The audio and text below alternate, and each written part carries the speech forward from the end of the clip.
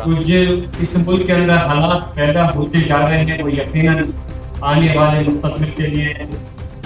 हमारे मुल्क के लिए बेहतर नहीं है। मुसलमान के साथ नहीं, अगर किसी भी इंसान के साथ में अगर कोई ज्यादती हो रही है, हक तलफी हो रही है, नाइंसाफी हो रही है, तो हर मुसलमान का फर्ज बनता है उसका साथ दे।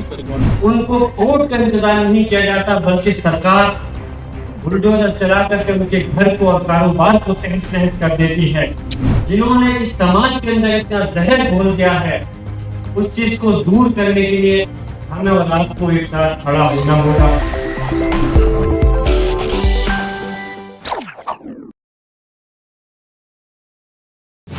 खुदावंद तेरे नाम से आवाज करता हूँ,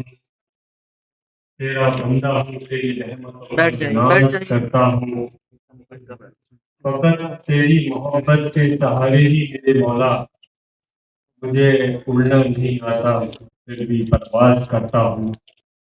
आज जो INCR खासतौर से हमारे बुजुर्ग सरपरस्त मेरे दादा मोहतरम भट्ट साहब के साथी और मेरे अलीगढ़ मुस्लिम यूनिवर्सिटी के भी सीनियर रहे अलीम साहब ने जो इस प्रोग्राम को कराया है, और मुझसे पहले इस मुल्क के बड़े बड़े मुकर्रिर लोगों ने बहुत अच्छे अंदाज में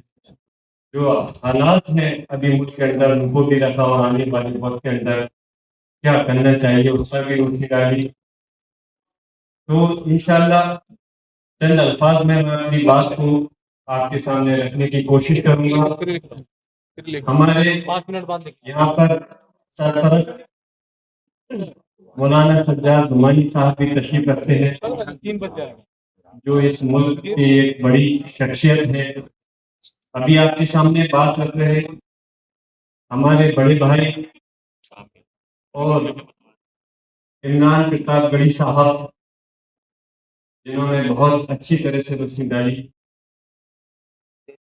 इकरा साहिबा भी तशरीफ रखते हैं, दानी साहब भी हैं।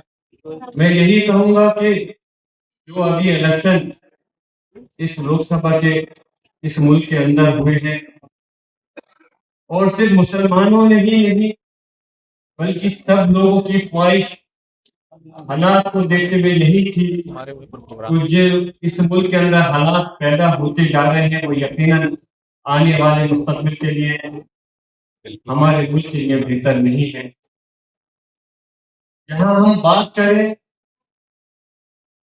कि इस देश की, इस मुल्क की सबसे बड़ी पंचायत के अंदर अगर मुल्क में कुछ गलत हो तो आवाज उठनी चाहिए, यकीनन ये भी हकीकत है। उसके साथ साथ हमें जहां पर अगर कुछ गलत हो रहा है तो हम लोगों को वहां भी उस जगह जाना पड़ेगा, पहुंचना पड़ेगा। सिर्फ ये भी जरूरी है कि जिस जगह हम बैठ कर के आज इस कॉन्फ्रेंस को कर रहे हैं, हमें अपनी प्लानिंग बनानी पड़ेगी, और आने वाले वक्त के अंदर अगर कुछ गलत होता है तो वहां पर उन लोगों का साथ देना पड़ेगा। संजय सिंह साहब ने एक बात कही थी जब वो बोल रहे थे कि, तो उन्होंने initiative by Muslim for all कहा था, तो मैं बताना चाहता हूँ ये हकीकत है कि सभी के लिए मुसलमानों की जिम्मेदारी सिर्फ अपने लिए इंसाफ दिलाना नहीं, बल्कि हमारा मजहब इस्लाम तो ये पैगाम देता है कि अगर किसी भी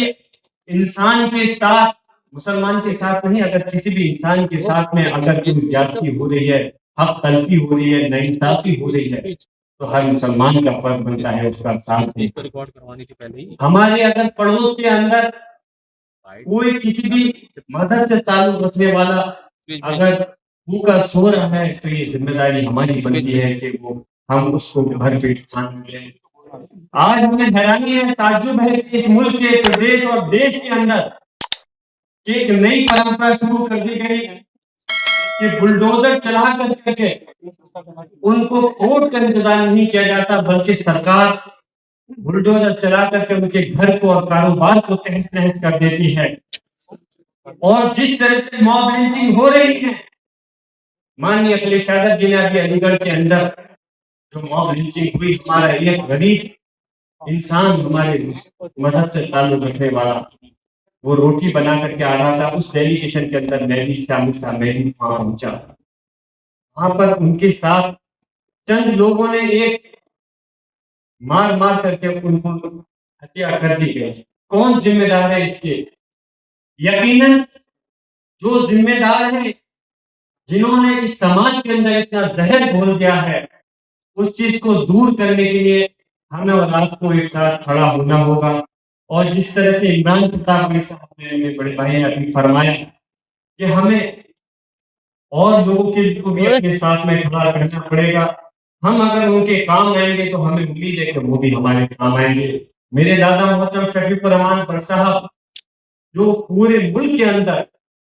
बड़ी बेबाकी के साथ में अपनी आवाज़ को रखने का काम करते थे और अल्लाह का करम है, उन्होंने सड़क से लेकर सदन तक